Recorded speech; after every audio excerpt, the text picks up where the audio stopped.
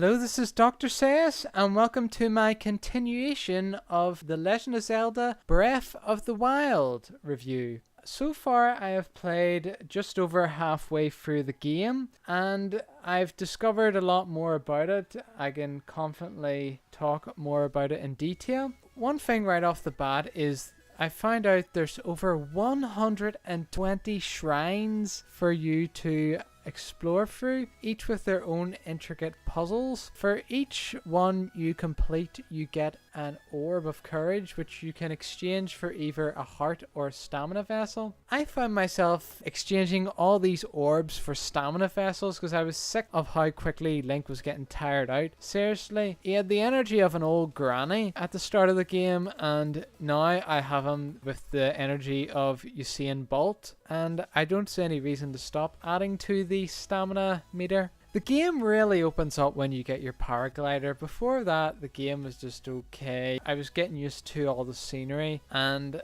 I was thinking, well, I guess this is it. But once I got the paraglider, the game really opened up. And your paraglider also uses stamina, so it was a good addition. What I didn't like, though, was the horses. The horses are barely used in this game. For the life of me, I don't know what was the point in them, because you're on the horse for 5 minutes, and then you've reached an area which the horse cannot go, like a rocky terrain or a town. Most cases, I find it better just to get to a high point and use the glider, and you were able to cross a lot more land that way than what you would if you were on the horse. Now the game gets a lot easier as you progress, which is a bit strange. I'm from an era, yes, I'm not old, I'm from an era where games, they started off easy and then they got progressively harder. It seems to be the opposite in this game, which I don't really like.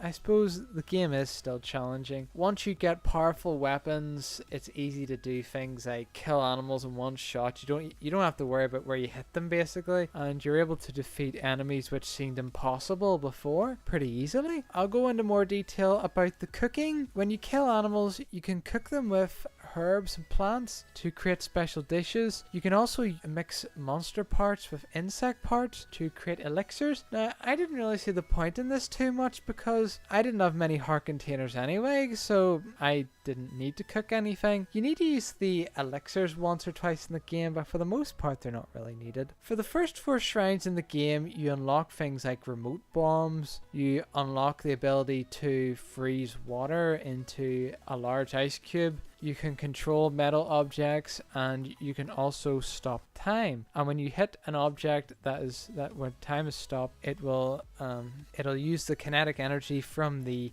force applied and push the object in the opposite direction. So that was my favorite one out of all of them. I just thought that was pretty neat. The towers and shrines act as warp points, thank goodness, because the game is ginormous. Now, I had trouble finding towers which give you a more detailed synopsis of each section of the map. There's 4 main areas which you need to go to fight the divine beasts. There's a water area, there's desert area, flying area, and lava area, and they're all pretty challenging, though I found the flying area that was a bit too easy. Maybe that's just because I'm getting used to the game. That's another thing about the game. When you get used to the game, you get used to a lot of things like your power-ups and the types of enemies. There's not much new thrown at you, really, which I suppose since the game's so big, you can't really expect them to do that. In combat, whenever an opponent hits you, you can dodge them, and if you dodge them at just the right time, you can do a flurry rush. There's some enemies that are so tough you don't even want to fight them, like the ancient guardian machines. They were a pain in the butt because the only way to defeat them is to reflect their laser at them, but you have to have the exact timing, and if you don't have the right timing, they pretty much one hit KO you. They are that strong, so it was really hard. I really stayed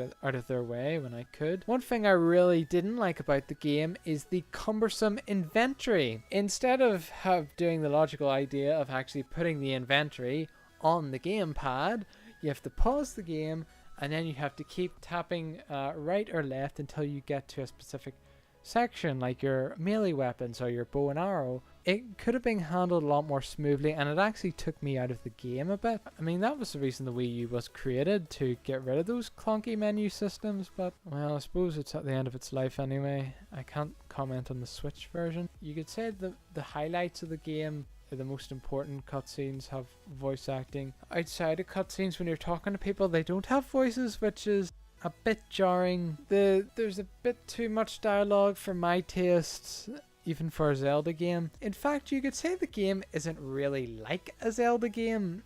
It has Zelda in the title, and it has Link, but really this game could have been anything. I think they really just kept Link on just to sell more copies, which is fine. Don't go into this expecting a Zelda game. Yeah, so that is my current mindset on the game. I still have a fair bit to go through. I've defeated 3 of the 4 Divine Beasts so far. It's such a complicated game. There's just so much to talk about. Is this your guys' favourite Zelda game, or do you prefer the more traditional Zelda? I personally prefer the latter, but I guess this is a nice change of pace. Anyway, I would love to hear your experiences, and I look forward to talking to you guys in the next video.